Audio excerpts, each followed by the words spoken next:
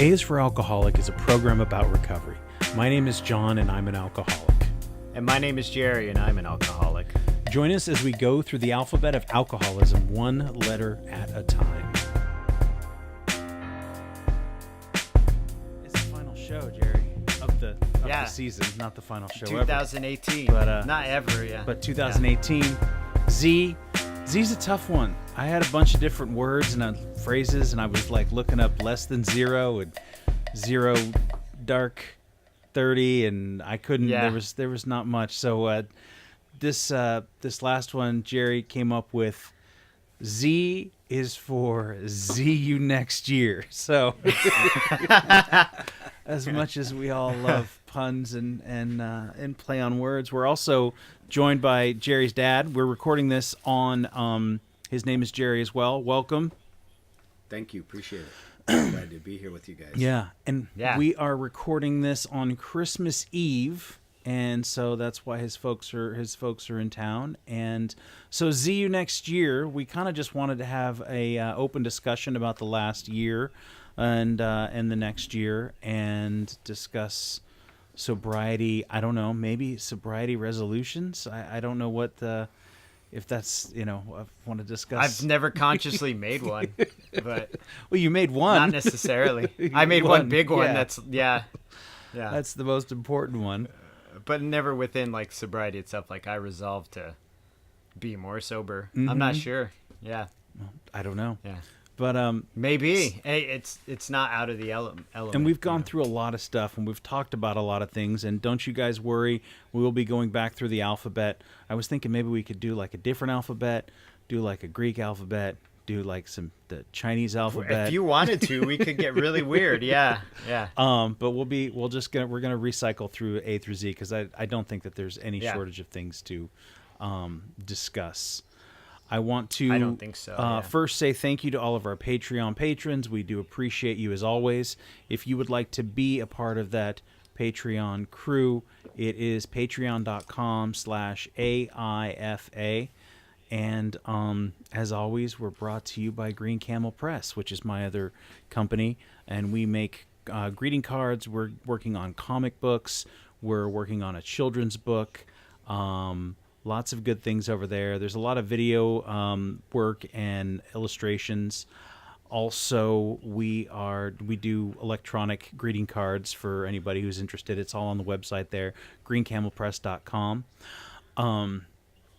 So Z is for see you next year. One of the things that I think we're going to be moving a little bit more forward on, Jerry and I, is the A is for Alcoholic book that we started working on 2017. I think I asked you in... Right. So maybe that's our sober resolution, is to finish the book that the podcast spawned out of. Mm-hmm. Yeah. Originally, so maybe I could give you a quick little history of where the podcast came from. Was I had this idea, and it was originally I wanted to do an alphabet poetry book. And that doesn't sound like anything anybody wants to spend $16 on. And I might. You might? I probably would, And then it started like, okay, so what starts with A? And I was trying to write these poems, but I wasn't really into it. And I was just trying to be alliterative and whatnot. And then I was sitting on the bed with my girlfriend, and I can't remember if she said it or I said it. And I was something like A is for Alcoholic. And her eyes lit up, and she said, "You've got to go buy that domain name." And I was like, really? You think so? And so we went online, and there it was available, and it was like $20. And she's like, "Just do it." She's like, "I'll do it. I'll give you the money if you want the money." And so that's where that started. So I had this domain name for, I don't know, that was in May of like 2017. And during that time, you and I had been doing, we'd been talking already. We just hadn't been recording. Yeah, we'd already been FaceTiming, doing like book study stuff, and kind of just actually at first we were just checking in. On FaceTime. Yeah, we would check in once a week with each other just to see how it was going, And then it turned into us reading literature from, 12-step program and doing book study, and then it turned into this. Mm-hmm. I said, let's do a podcast. People might want to listen to what we're saying to each other. Yeah, and I had to do the hard, tedious technical work of figuring all that out, and once we did it, it was off to the races and pick a topic and go. And so that's kind of where we've come in the last, I mean, this has probably been working for 18 months or something like that. We've been working on this on and off. And on and off, yeah. And so the book, if anybody's interested in, and I'm not sure how we're going to release it just yet, if it'll be like a self-published thing or if it's going to be, I'm still hope, Penguin Books or Simon & Schuster, I think would be... aiming high, dude. Aiming high. But it's an illustrated book. Jerry's the illustrator. I wrote the pages, and it's just exactly what you've been listening to all this time for the last 6 months is A through Z. What does it mean to be an alcoholic? The story's from my perspective, but it really, I mean, it could be anybody's perspective. As we all know, this is a fairly... universal. It's universal, but mine is not a unique experience other than that it has happened to me. Good way to put it, yeah. But yeah. So I was hoping we could introduce your dad, and I could ask him a couple of questions for the folks out there. Jerry? Yeah, sure. So you've been sober for how long? I mean, when was your sober date? Your sober birthday? I've been sober all day today. I'm very grateful for it. He has been. I've been here. And I've been doing that one day at a time thing for about 29 and a half years. Well, that's a good start, as they like to say, right? Yeah. That's awesome. What was your moment of clarity? Like, what was your, and I don't know if Jerry's already asked you this. I know you guys did a little interview type thing, but we just kind of had a conversation. Okay. You're asking the hard question, the hard hitting. What was the turning point? What was that like switch? That's a good question. The turning point for me was 2 months in.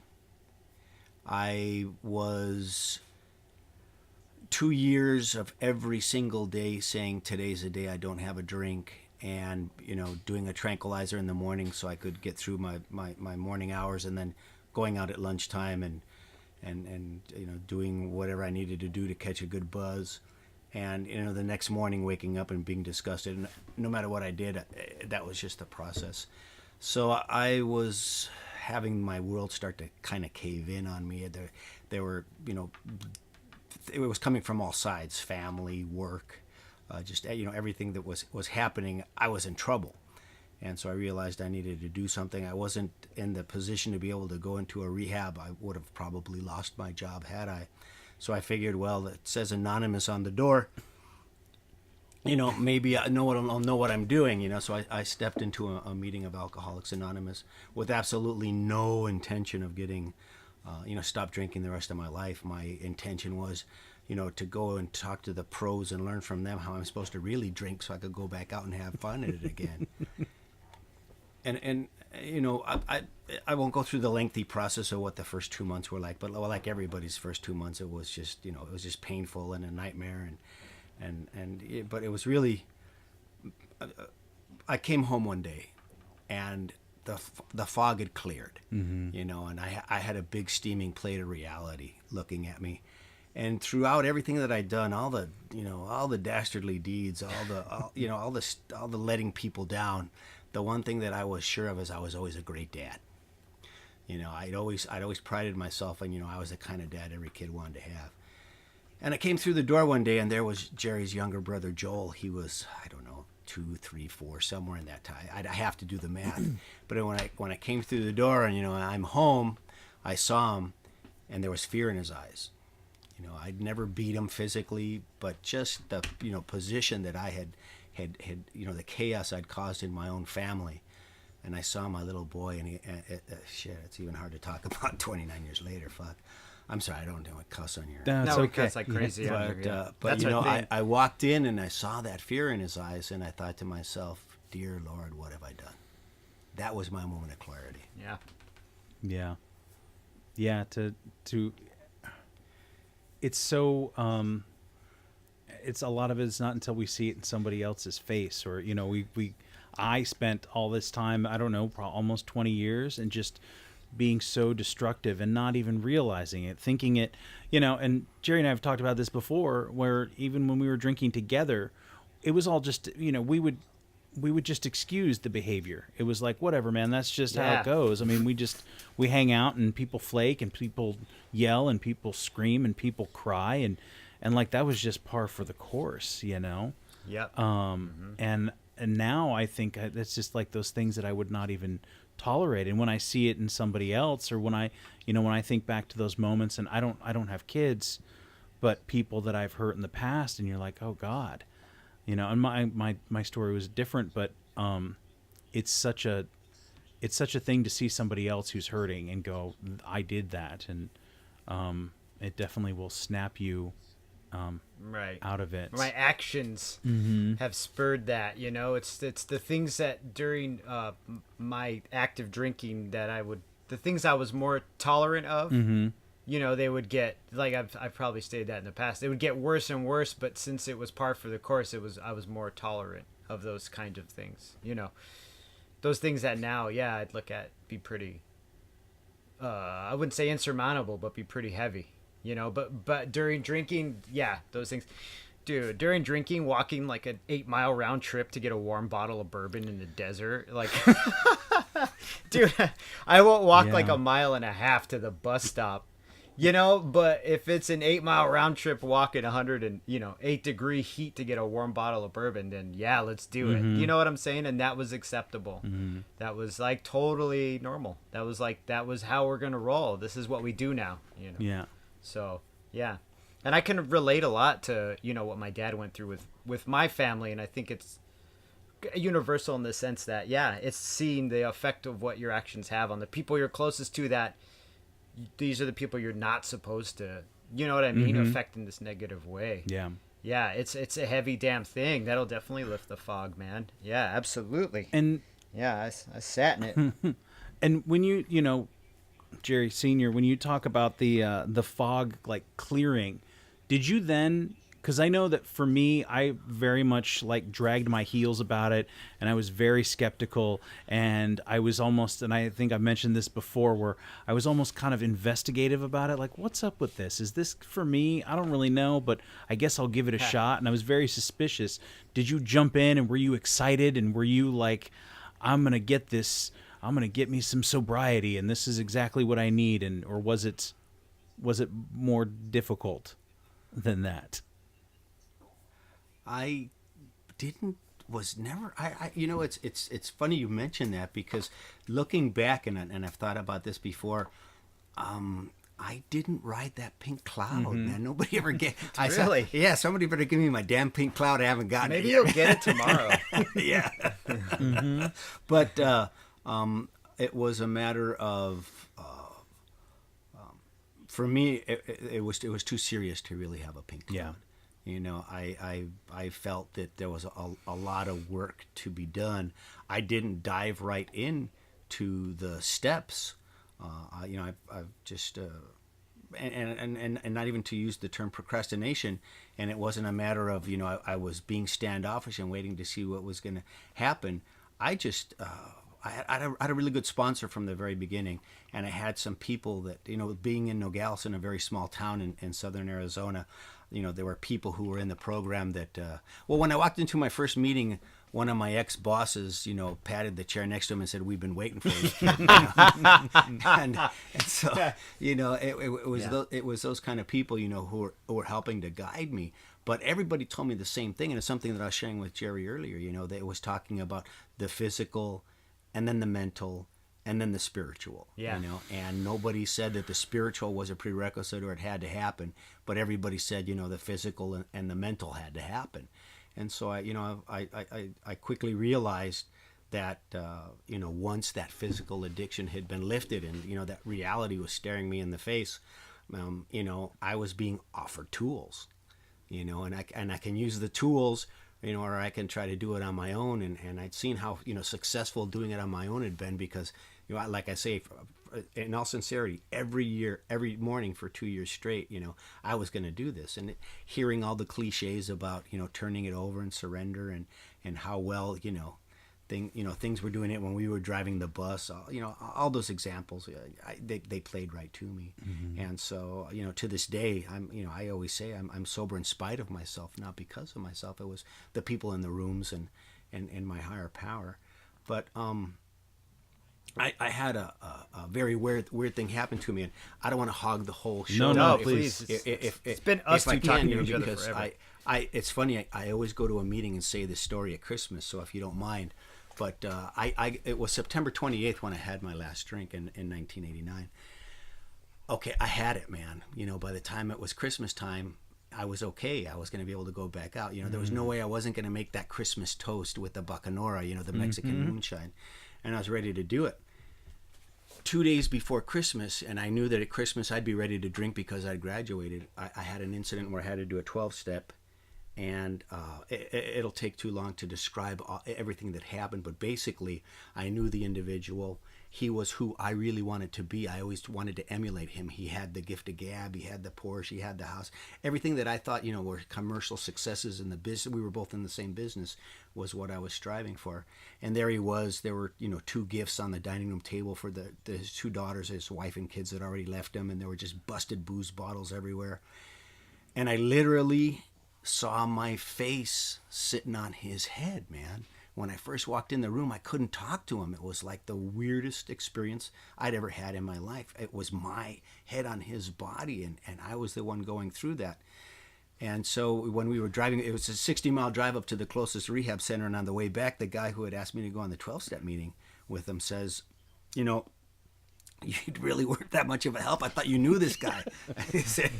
I said, yeah, but basically I was overwhelmed, and I told him what had happened to me, and ever since that day I always called him my ghost of Christmas future, because I realized, I had made the mental decision I was going to go out and drink. I was ready for it. And so, it was that divine intervention, call it what you want. I see it as that. I genuinely believe that, so that whole idea of me trying to drive the bus or me making a mental decision, I pretty much realized then I'm not going to be able to be in charge in this thing, know. And so I did. That's when I did, and it wasn't a huge revelation where angels sang and I go, tomorrow I'm going to wake up and work up the steps. Yeah. But I started working the steps. Okay, right, yeah. It was like, okay, let's give this a shot. And that's pretty what the way it unfolded for me. And like I say, when I use that term in spite of me and not because of me, that was the perfect example in the beginning of a long career of those kind of things happening.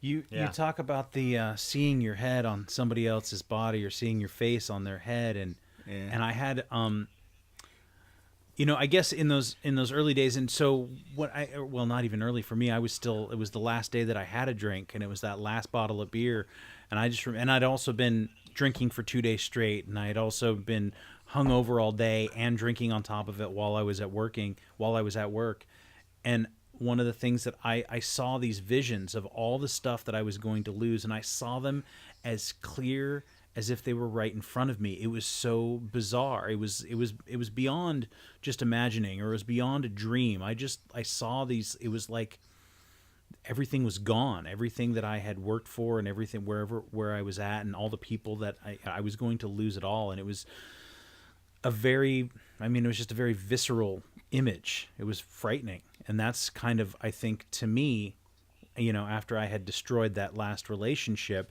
and then I saw the job going away, and I saw the car, and I saw the house that I had just moved into, and all these new things that I had just gotten were just going to be gone. And it was as if I didn't close my eyes and imagine it.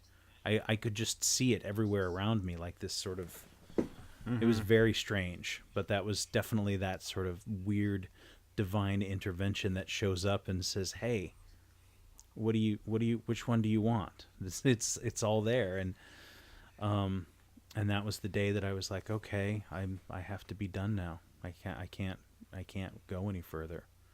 And now it's been what? It'll be 3.5 years. Yeah. Awesome. God bless you, man. That's wonderful. Yeah. That's so much, you think about what a rude awakening that is, but it's so much more nicer divine intervention than having a hand coming out of a grave yanking you by the ankle to tug you down in, Yeah. Which was where we were headed, whether we wanted to admit it or not, So speaking of the ghost of Christmas future, I got a question for you now. At 29 and a half years sober, and most importantly, sober today and thus far, it's still early in the evening, right? We don't always know, but is there a point at, like, I'm at 3.5 years, he's at 4.5 years, right? Yeah. Is there a point at which, and again, everybody's different, but at like 5 or 10 or 15, where you feel it sort of lag or get complacent? I hear this a lot from people, or where they'll say, yeah, I was 12 years sober, and then I was just kind of one day, and people talk about. I lost the audio. You lost it? I just for just a second I hear you. Okay. And then so I hear people with like decades worth of sobriety who go back out. And did you ever experience any of that at like 10 or 12 or 15 or at all? Or, I mean, are you pretty well steeped in the program and vigilant about your sobriety? Well, the physical addiction had been relieved. The emotional and mental problems that alcoholism was a symptom of, that the alcoholism wasn't the problem. That was just one of the symptoms of the problems. And so a lot of my mental health and my emotional health are just as vulnerable today and tomorrow and yesterday as they were back then. Jerry and I were talking about it today. Alcoholism is that crutch in the corner, and, and if I hurt myself and I decide I'm going to go use that crutch, I'm going to go use that crutch. I know people that, went out after 14 years, and in 14 years and 2 days, they put a bullet in their head. And the best thing that I can do for myself, of course, and this isn't to say that this is a recipe for everybody, but I had very good advice that I needed to stay recollected. And so at a very early stage in my program, I picked that one spot that was just my nightmare, my darkest hour. And I can still to this day say, if I go out and drink, that's where I'm going, because I can still remember all the glamour, all the fun. Dude, I had a shitload of fun, living. I'm so glad you said that, because living on the border, we raised hell in 2 countries. Yes. Man. I mean, I got shot at by people from both sides of the border. Wow. But I can pick that darkest moment where I don't want to go. It scares me to want to think that that's where I would be. And so, I still have to remember that today. That, and, I do have instances, like you say, 29 and a half years in, I have instances where, different things, different challenges I have in my mental and in my emotional stability. I have to break my tools out, and I have warning bells. Jerry and I discussed it this morning. There's bells, and when those bells go off, if I don't listen to them, I can be in a world of hurt. Yeah. But the bells go off, and then, I yank at the tools, because I do not work my program 24/7. Unfortunately, I do get lax, and I do get complacent, and I do think that, I don't need it like I used to. I don't work it as much as I used to. I'm very fortunate, very blessed, in that I'm doing some service work, and that keeps me so centered that, and so out of myself that I don't worry about it, because, I'm trying my best to, to be the kind of individual that other people can rely on. And that helps tremendously. I hear that time and time again, is that, service is where it's at. Even if, whatever the core, this guy was talking about it the other day, and he said the core of everybody's program is different. Somebody's core might be the steps. Somebody's core might be prayer and meditation. Somebody's core, might be service. And his big one was the service. And he had talked about, even if it was just the littlest thing, if you could help somebody else, you forget about your, which ultimately become, well, I should say for me, my problems are pretty small, and pretty oftentimes if I'm frustrated about something, I'm probably being pretty petty, because things are good, like it's warm in here, and there's food, and there's clean water, and all those things that there's always something to be grateful for. And so I hear that a lot about service, and I know that Jerry and I have talked in the past on the podcast about feeling not quite up there because maybe we don't do service, and I'm speaking a little bit for you, but please. Yeah. and that maybe in the traditional senses of service about whether it's mentoring another guy or I'm not always there early to fire up the coffee pot or whatever it is. And so I think there's a certain level of guilt. And so I try not to, if I'm feeling guilty about it, then maybe I need to go a little bit early and, fire up the coffee pot. And I think that service can come in a lot of different ways. Doing this podcast that we do every week is something that I'm really proud to do.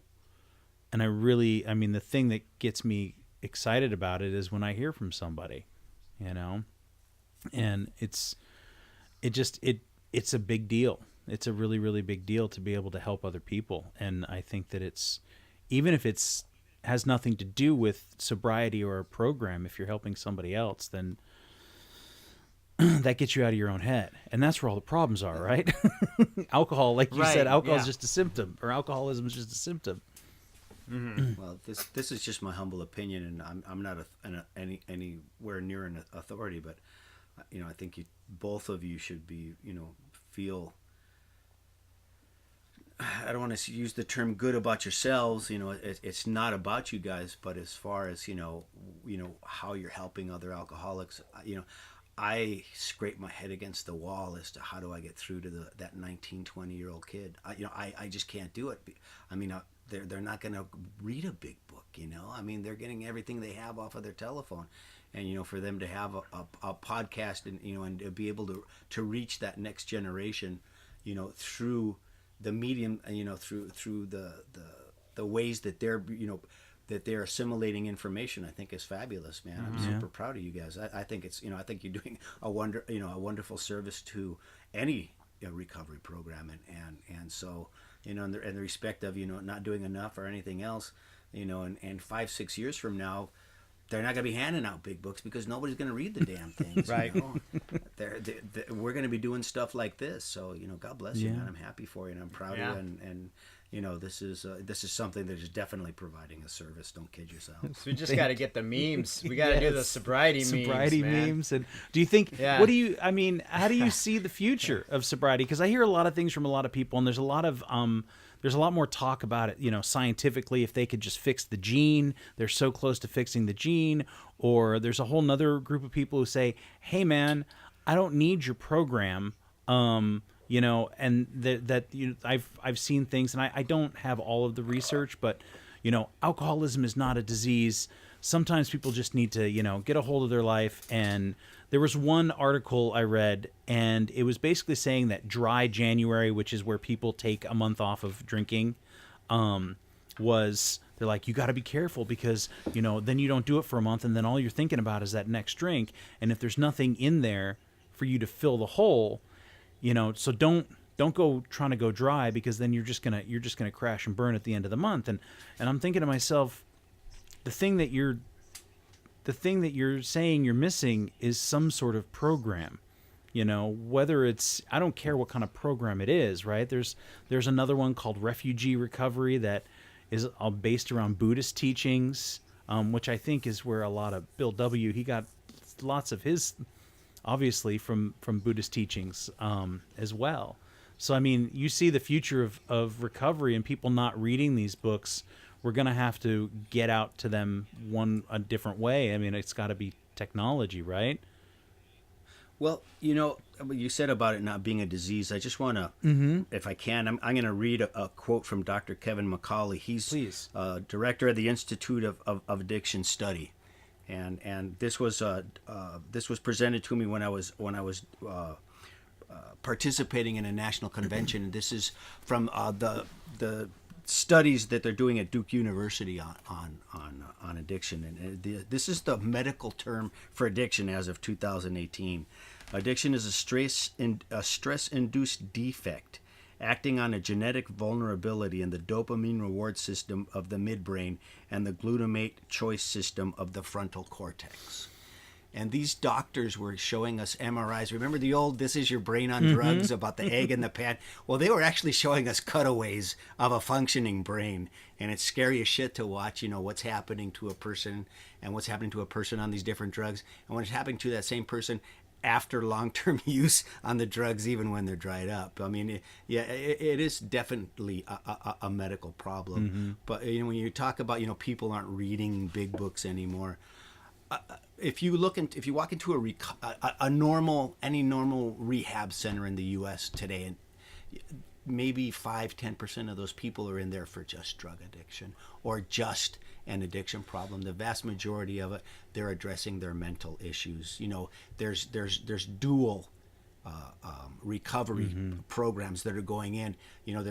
Nowadays it's more about ACE, which is adverse childhood experience or trauma. It's not a matter of what's wrong with me, it's what happened to you. And that's the true face of recovery today, in my opinion. And I see medicine moving more and more towards that. So we will, 50% of people with mental problems will struggle with drug addiction. 37% of every alcoholic has a severe mental issue that they haven't, or they've addressed and aren't addressing it currently.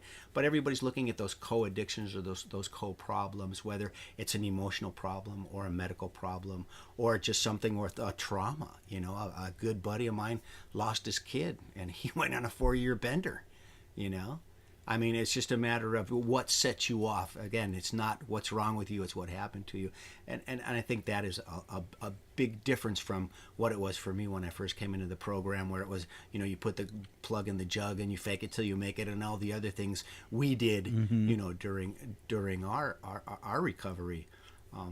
Addiction today with the opioid. I don't mean to get on my soapbox. I apologize, but that's fine. The federal government, after all this money that they poured into it, they say today, their best protocol is the protocol that they use on doctors and pilots, where you wean them off it and you give them strict monitoring for 5 years. At the end of those 5 years, those doctors and pilots have the same relapse statistical probability as a normie out on the street would be to become addicted, and that's as good as it gets. I mean, they don't claim that they cure them 100%, but there isn't a medical insurance company in the nation, in the world, that's going to cover you for 5 years. So where are we going to get to provide that kind of coverage? Those are the kind of things where I see recovery still being very, very, very important, and any type of addiction, any type of long-term recovery. It's not going to be just that big book thing anymore. There's too many other external influences that we realize that are going to aid in it. And not to say that, going to a meeting where you do a step study reading and everybody gets to talk for 15 minutes and spill their guts isn't the healthiest thing on the planet. I still think it is. But, there's so much more going on. I don't see where, if I was to hand somebody, today, if I was to hand a 20-year-old kid who's been abusing since he was 15 years old and say, here, read this, how much traction am I going to get? Yeah. Right. Just read the first 164 pages. You'll be 154 pages. Right? You'll really relate. It was written in the 30s. Yeah. And the way they're going to come back and go, what the fuck is a John Barleycorn? Exactly. What's a whoopee party? Let's hear more about these whoopee parties. Yeah. It's true, man. It's true. And you don't, I don't know. I don't know about you, Jerry, but I don't see a lot of young people. I mean, I'm oftentimes the youngest. Nah, dude, I see a lot of, actually, I see the opposite. I see a lot of young people in some of the groups I go to. And to be honest with you, a lot of the young people I see are there with, a slip of paper that needs to get signed at the end of the meeting. But there are the young people I see who are really committed to it, and they end up on committees and throwing dances and doing these forward things. That being said, I mean, that's also a cross-section of the people I see. I don't really go to a lot of young people meetings, but the meetings I have that have the younger people in them, they usually are the minority in the room. I did go to some young people meetings in the very beginning, and I mean, they were, they're young people. They had nervous energy. They're screwing around and kind of, I don't know. It's hard to describe. It's hard for me to describe a young person, right? But the ones I see, the small number of ones I see in the rooms that I'm in tend to be fairly enthusiastic about their approach to their recovery. But I can also see that the information that's being dispensed the way you're describing it, it would be difficult, I think, for the generation Y or Z. The kid who was raised on a tablet, the kid who was raised with a phone. I mean, I don't know how they're gonna. I don't know. We'll see. I mean, only the future will tell, I guess. But involving some sort of technology. I mean, whether or not it's, and I'm not saying like when I talk about, oh, if I could just fix the gene, then everything would be fine. But I think we would all agree here, and again, but even if they said we can fix it and then you can drink without any of those adverse effects, I still don't want just one. Whatever's already been triggered over the last 20 years is like, right. Well, if I could drink without impunity, then I could just I could drink gallons. Get loaded. Yeah. So. Well, dude, it's like that joke with the joke you see about they tell an alcoholic they can give him a pill that'll cure his alcoholism, and he says, "I wonder what'll happen if I take 2." Like, it's one of my favorite jokes. To this day, I relate to that really hard because it's like, what do you think will happen if I take 2? And that's, even when you said it, I was envisioning the scenario in my brain about having this operation that, and I was like, God, I wonder what I could fix if they did it twice in a row. Like, I wonder how much I could drink if they did it twice in a row. When I was out using, and if somebody had offered me that pill, I would definitely say, "Can I have one? I'll try it tomorrow." Yeah. Right. Yeah, man. I'm not gonna mess with today. I got it figured out. Oh, once you have the system in place, absolutely. Yeah. I got it figured out. But dude, I don't even think I would opt in for the surgery. Like, let's say we're talking hypothetical. I don't think I would do it now. Because I don't know. I like the way it is now. Is it weird? I like knowing what I'm capable of. No. I like being aware of it and having my eyes open to that. And I like the I can't think of the correct word. I want to say discipline, but I'm so undisciplined. I like, the discipline of being able to work a program. If I didn't have my bottom, if I didn't go through this, I don't know if I'd have a program to work. And I like having a program to work. Mm-hmm. Like, it works for me. Yeah, things are a lot more even. If I were just some dude stumbling around life who didn't have any problems, just, and now they're just walking around, I don't know, man. You would never be put in a position where you would have to face those other things. You talk about it, alcoholism is coupled with the mental illness, right? So, and right. I imagine, I meet a lot of people every day that are probably dealing with some kind of mental illness, for outward or inward, but and I'm just saying in general, there's a lot more out there than gets talked about. Mm-hmm. But you wouldn't be able to face it. You have to cut out, because if I just had never drank, or I was a normie, or I got the surgery and they took it out of my DNA, and then every time I had an issue that I didn't want to deal with, I could just drink, I wouldn't be fixing the other half of what's wrong with me. My sponsor, you wouldn't be prompted. Yeah, my sponsor was taking me through the steps, and we were doing number 4. And I remember it was very difficult, and I started very small. And then he's like, "Well, what about your dad?" And I didn't have the best relationship with my father when he was alive, and I'm still troubled by it now that he's passed. But I remember writing like 5 pages about my dad, and it's like, and so he looks at it and he says, "John," and he reads it, or I read it to him. I think I read it to him, and he said, "There are some things that I'm not going to be able to help you with." And it was kind of a funny moment. Like, he's like, "There may be some professional help that you want to get." And he was very sweet and kind about it.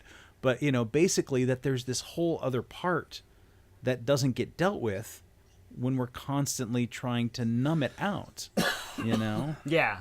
So, I mean, when you talk about having that program and wanting to, you're like, I know what I'm capable of. And also finding where those holes are, where the chinks in the armor are that you need to repair. Yeah. It alleviates the avoidance, the mechanism of avoidance that I'm capable of, that I'm still capable of. Mm-hmm. But working this program helps me alleviate that mechanism of avoidance. Mm-hmm. Because, as a matter of fact, we were talking about somebody, and my mom was saying, well, he felt like if he never checked his mail, he'd never get a bill, so he wouldn't have to pay them. And I was absolutely that person as well. I felt like if I had an outstanding bill and I'd never paid it, eventually they would forget that I owed them $300. They would just forget, and then we'd be good. That was the mechanism of avoidance. They don't. And now that Comcast I doesn't do that. Yeah. No, Comcast never forgets. That's just thinking right now is if I would have had been afforded the opportunity to take a pill to cure my alcoholism, how my assholism would have manifested itself in other ways. Yeah, absolutely. I can attest to that. I was probably the safest the thing that could happen to society, was that I became a drunk. Right. He could have ended up a politician. Yes, man. my assholism. That's it's important. It's true. It's totally true. The other thing I wanted to ask you, we were talking about it before. We were talking about, recovery in the future. And one of the things that gets said a lot, Jerry Sr., if you could repeat what you said about labeling and how people label themselves. Oh, what we were talking about earlier, yeah. Off podcast. Well, the idea, and this is something that's happening right now, and I think it's it's a fabulous time in the recovery field itself, is that we are trying to remove the stigma and the shame of this not being a moral issue.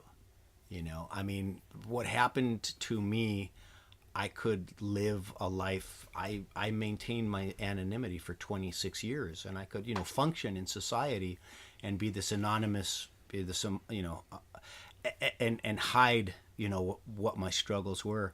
Nowadays, because what's going on with the opioid crisis and fentanyl and some of the other things that are happening, we're experiencing so much one and done where people are, we're killing them before we have a chance to addict them. We're not afforded that luxury. We really need to address it in a more urgent manner. And the sense of urgency and the sense of, medical science understanding that it isn't a moral issue, we really need to move away from the stigma. And believe me, this has been a moral issue since the beginning of time. You go back to the Old Testament.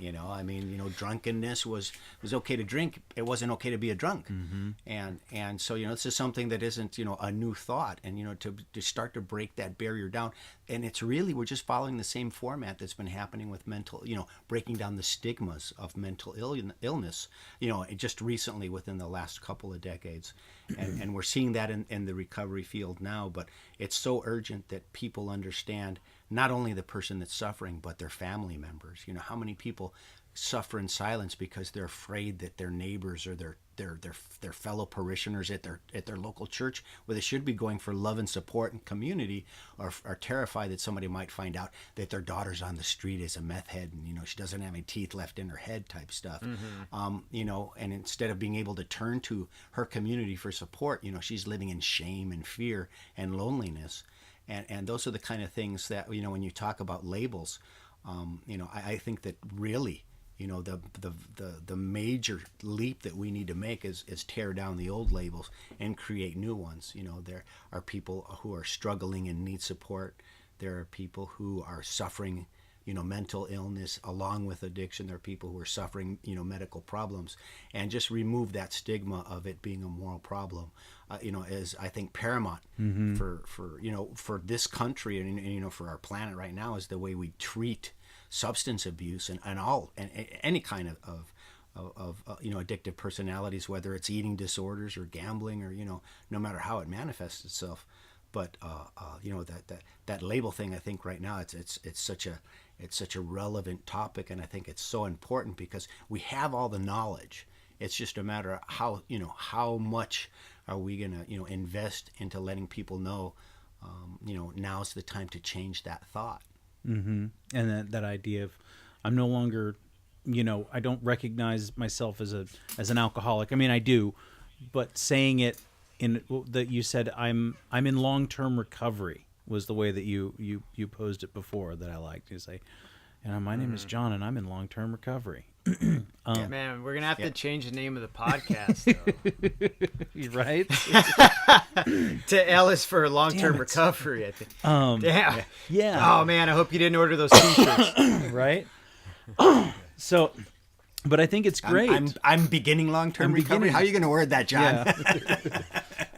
Yeah. The beginning. Yeah, it's true. But I think it's great because I was one of the things I've always thought, like, so what is next, and how cool is it that we're talking about a program that was invented in 1931, 3, 5, something like that. Yeah.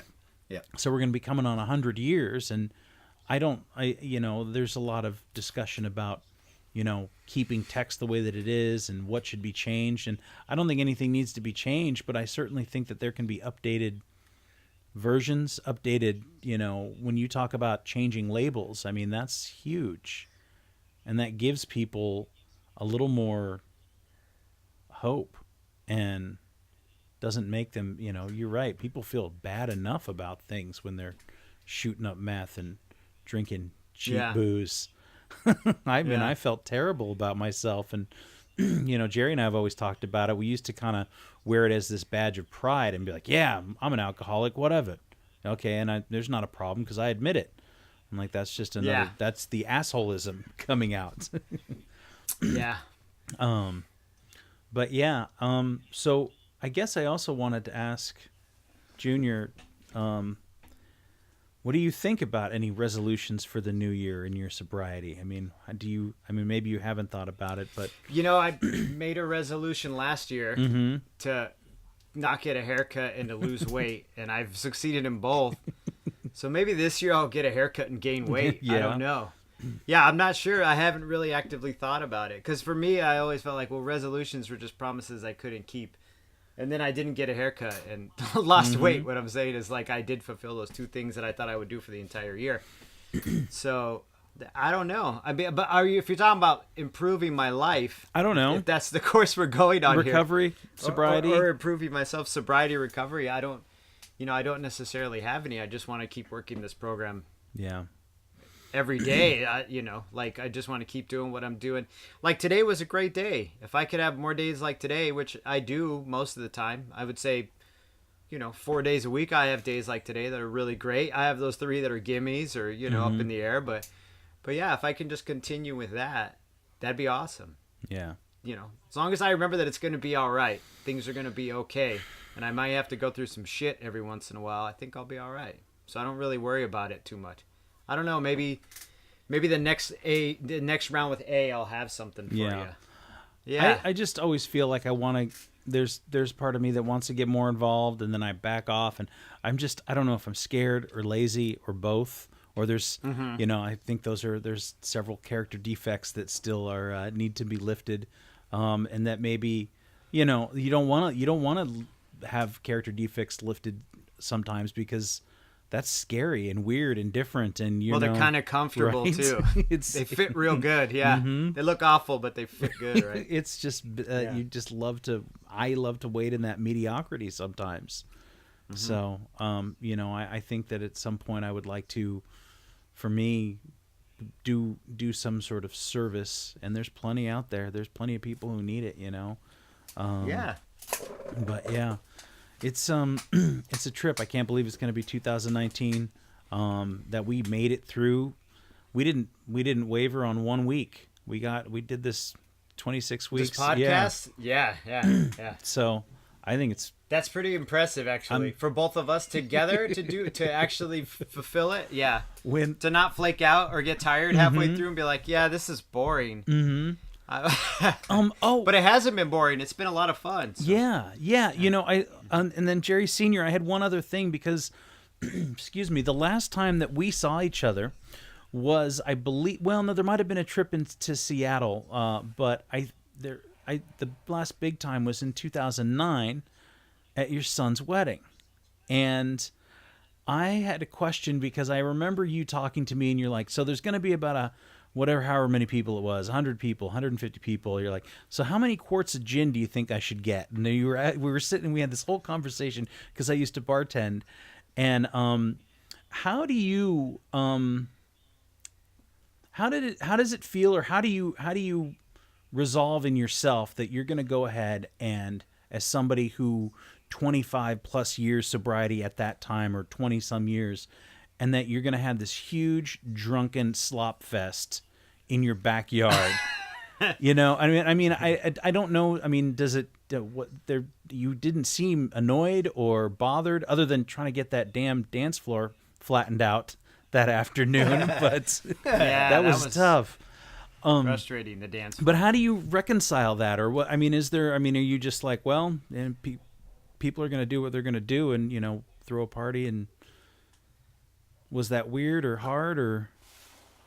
I felt very, very fortunate and honored that that I was able to have that wedding for my son and his fiance. Had I continued to drink, I wouldn't have been in any physical, mental, or financial state to be able to do that. So that I wasn't drinking was a beautiful thing. For me to pass judgment on every other person on the planet by the standard of, hey, I can't hold my booze, you shouldn't be able to drink either. Damn. Yeah. I got over that a long time ago. Fair enough. That's great, though. That's great, though. You see that? This is why I'm glad he's here. He said shit like this to me on the phone, and I don't want to blow him put him on Front Street. So I'm like, well, I might as well have him on, so I can't just say, well, my dad told me. That's great. Here's another week of my dad told me. No, that's great. And again, you don't need to answer anything that's too personal or whatever. But between the two of you, and seeing your son in the darker times of his drinking, I don't know how that. How do you? I mean, are you just in that sort of AA or recovery kind of like, people are just going to do what they're going to do, and there's nothing I can do except wait and be there. And is that hard? Man, I've never even asked him that question. Was it hard? Was it challenging? I mean, you must have known early on that. Knowing that I stopped drinking when I did has afforded me the opportunity to stop the collateral damage. I don't listen to this podcast because I know that if I pick up on any of Jerry's pain while he's talking about it, the first thing I'll do is say, could I have prevented that if I hadn't given him such a shitty childhood? Oh, man. So it's still hard for me. There's still instances that are hard for me. Leanne and I listened to one the other day, and I was cringing because I was, and I know it's not all about me, and I'm not saying it's all about me, but, I help contribute to that pain. And so even after 29 years, I live with that every day. Yeah. Well, only like 3/4 of it was about him. Yeah. I guess it doesn't go away, but what was your feeling when he said, I quit, I'm done, I'm out, I can't do it? I mean, did you see it coming before he did? No. He could have easily drank himself to death. He could have the way he was drinking, he'd have blown his liver out at a very young age. Yeah. And so he, the in the back of my mind, I was wondering which was going to come first, him stop drinking or the drinking stopping him. Mm-hmm. So when he did start, of course my prayers and my hopes were that please Lord, let it stick. But that was all on his shoulders. Yeah. When he it was so hard because as you've noticed in the last 20 minutes, I dole out advice very freely, but with him I had to really bite my tongue because I had to wait for him to ask my opinion, because I was ready to tell him what he needed to do and how he needed to do it as a father, and I had no comprehension how to do it, to take that bum off the street and give him the benefit of the doubt. How do I do that to my own kid? I was lacking that talent. I was lacking that ability. So, yeah, I had to hold back more than anything else, because if I'd have been encouraged and then he slipped, it would have added more guilt on his shoulders. Yeah. Well, my dad did it and I couldn't, so I just had to fucking shut up and pray to myself. He did a great job being very reserved, too. I'll give him that, because even in talking about this, I'm recalling when I called him, when I decided that, I was done. And I remember the day I called him. I remember where I was standing, and I said, hey, man, I haven't had a drink in a week, and I think I'm done. I don't know how long I'm done for, but I'm done. I'm done. And then he told me, he did the you should check out a meeting, or get to a meeting and check it out, and gave me some advice, but was very reserved. He didn't just straight up throw me to the wolves. He kind of eased me into, because I called him asking him for advice. What did you do? Because I'm a week in and I feel like hot garbage. I feel awful and I don't know what to do. And so he was like real reserved about it, And it's funny too, because in early recovery, man, I walked around those rooms and I'm like, yeah, my parents are in recovery. Yeah, they led me to these rooms, not as far as like my drinking. I meant like they led me. I don't know if going into the rooms would have been an option if I didn't have that example in my life, right. Like that, I think if it was like almost like an escape hatch sometimes, like I knew I could get off of it. I could get out of this burning ship through this lifeboat. I knew that room was there. Now, I don't know if the lifeboat would stay afloat, but I knew I had that, where the only other lifeboat I had was killing myself. And I don't, as much as that lifeboat looked appealing a few times, like that, I don't know if I was really, I don't know, man. Once I got a wife and a daughter, well, especially my little girl, once she came into play, I was like, well, shit, that lifeboat is gone. I can't really do that. So maybe I can check out this one that, I'm speaking to all my analogies. No, again, and they're always nautical analogies, man. It's always your son is that's the one thing too. He's always got a good analogy, and they are often nautical. I don't know where that comes from. Like I just see my mom and dad who have been, but they're great examples of what I could accomplish myself in my life. I mean, I saw my dad because I grew up. My dad, I was the oldest one, so I saw it. I lived through it, with him. But I saw what he could accomplish, sober, and I was like, damn, dude, I could do that too.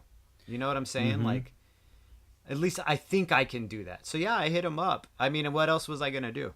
Yeah. My first few meetings were, rough. And now we share. We share a tremendous amount. Jerry shares a lot of what's going on with him, and I'm it's a lot easier for me to to share with him some of the things. But I mean, it just is as somebody in the program, seeing anybody come along.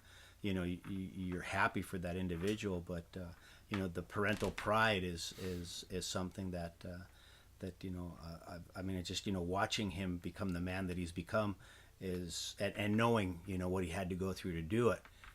It's seeing him climb that hill. It's been tremendous. It's been tremendously inspirational for me. To see him do it, because he had some very interesting obstacles, that even I wasn't even faced with. And so and those are, I mean, I'm keenly aware of what he had to surmount, and it's tremendous pride. I can't tell you enough how it makes me feel inside to know everything that he's done, and he's done for himself, and he's done for his family, and I won't go into it too much because I'll start crying like a baby. Right, and I'm over here just kicking ass, dude. I'm over here just winning this shit. I pretty much won this podcast, John. You did. No, it's great. It's one of the things. Dad. One of the things I hear when I hear about people who reconnect with their kids in a way because of the program, and it's because I didn't and I never had the chance. It's always something that I'm really I'm excited about and happy to hear about, and it's not any, that's one of the biggest things that I see, and I'm like, damn, that's good. Another one, another family is not permanently torn apart, or at least there's the chance. You hear a lot of different stories and a lot of different people, but it's one of my favorite things. I'm going to argue that point that you said right now. I don't believe what you just said when you said you didn't have that opportunity.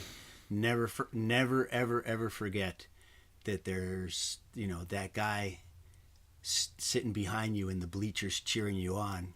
You can't see him, but he's still cheering for you, buddy. Yeah. No, I love that shit. That's he good. Did that. That's he good. does that. That's good. You're right. Sorry. You're right. I don't mean man. to turn into a parlor trick. It's one of my favorite things I've heard. Is that. Yeah. You're right, and I'm not done with it. Obviously, Nah, it's still never something will be, that man. So it's and you're right. I can still work on my relationship with my father. I'm sitting there in those bleachers, man. When I heard you got sober, I was there with them. I'm as much spiritually sitting there in that bleacher for you as your pop is, man. And I'm praying for you every day. I appreciate that. Yeah, me too. Yeah, I'm there too, man. It's a Christmas miracle, John. God damn right. I mean, God bless it. God bless each and every one of you. Fucking yes. Yeah. So, I just I think that's a great positive note to end this on. Absolutely, yeah. I appreciate you guys doing this, and Junior and Senior, and thank you guys out there for listening. We'll be back next year. At the beginning of the alphabet, we will See you next year. You next year. See you next year, yeah. Yeah. Thanks, John. Thank you. Thanks, Dad. John, it's a good to see you, buddy. You take care. Yeah, you too. Adios.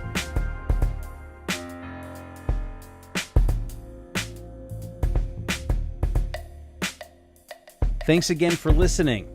Our music, as always, is by Neglect. You can find more of his stuff at neglect.bandcamp.com. And you can find us on all social media platforms that matter: Instagram, Facebook, and Twitter. And you can reach us at aisforalcoholic@gmail.com. Talk to you later. Yeah.